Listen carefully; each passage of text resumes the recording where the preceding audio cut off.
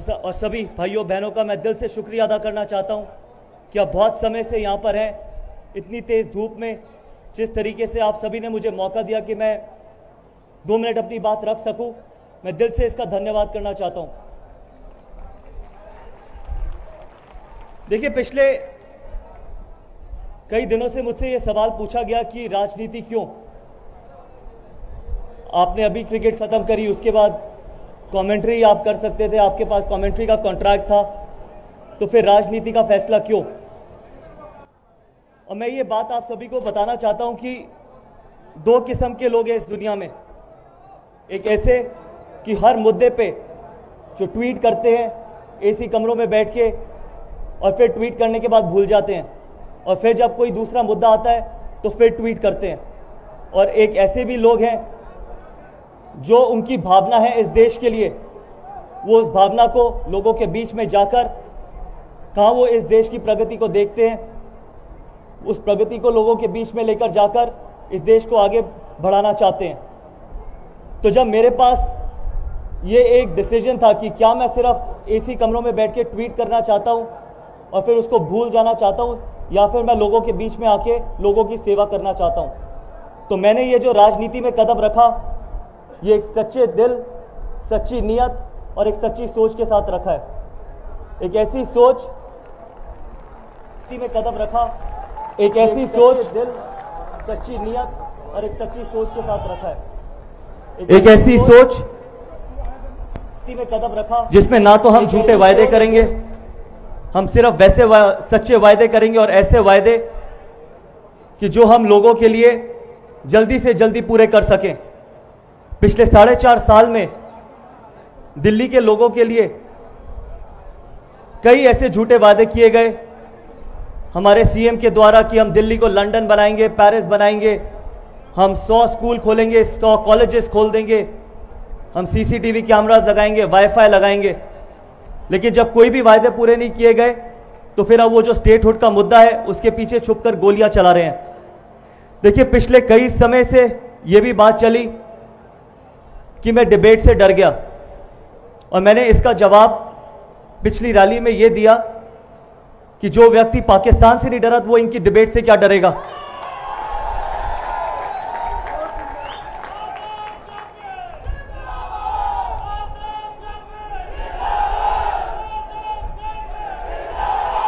देखिए, मैंने उस मंच में खुलेआम चैलेंज किया केजरीवाल जी को कि अगर आपकी पार्टी इतना ही डिबेट करना चाहती है तो जैसे 4.5 साल आपने लिए राजनीति में, उस वक्त मैं सिर्फ 4.5 दिन पुराना था, आप मुझे अपनी राजनीति का सिर्फ आधा वक्त दे दीजिए, समय भी आपका, जगह भी आपकी।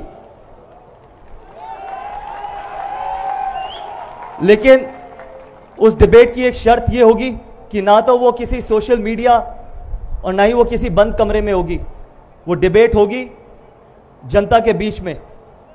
और अभी भी उस चैलेंज का कोई जवाब आया नहीं।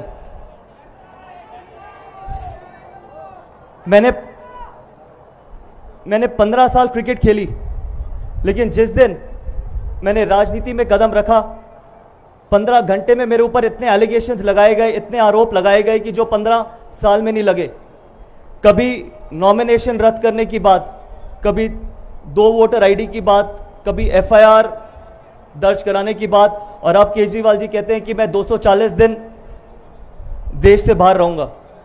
देखिए, मुझे क्रिकेट में एक चीज जरूर सिखाई गई कि अगर लड़ाई लड़नी है तो लड़ाई आमने सामने की लड़नी चाहिए। और हम भारतीय जनता पार्टी कोई भी लड़ाई लड़ने के लिए बिल्कुल तैयार हैं, लेकिन वो लड़ाई हम आमने सामने की लड़ेंगे।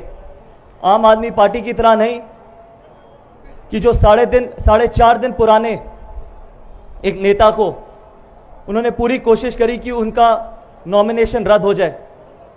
अगर आपने लड़ाई करनी है तो आप आमने सामने की लड़ाई लड़िए,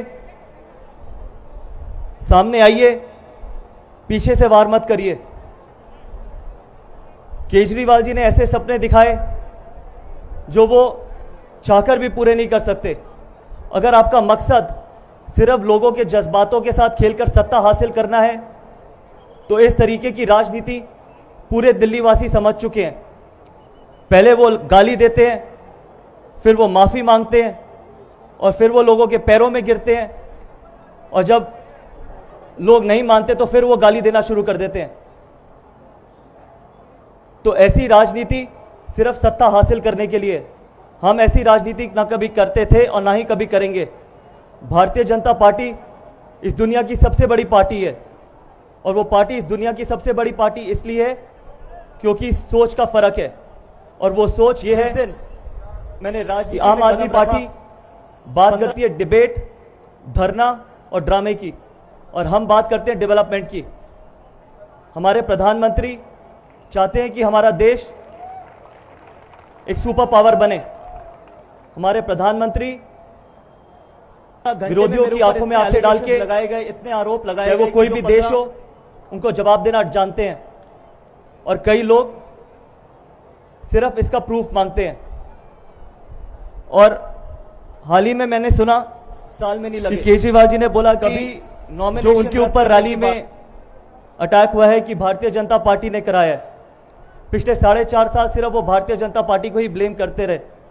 एक चीज मैं इस मंच से जरूर कहना चाहूंगा कि केजरीवाल जी अभी इतने बड़े लीडर बने नहीं है कि भारतीय जनता पार्टी को उनके बारे में सोचने की जरूरत पड़े। कभी 2 वोटर आईडी की बात, कभी एफआईआर, तो आप दर्ज कराने की बात। तो इसलिए अगर हर चीज में केजरीवाल जी और उनकी पार्टी भारतीय जनता पार्टी को ही ब्लेम करेगी, तो इस देश की जनता और इस दिल्ली की जनता इसका जवाब जरूर 23 तारीख को देगी। आप सभी लोग यहां पर आए, आपने मुझे इतना प्यार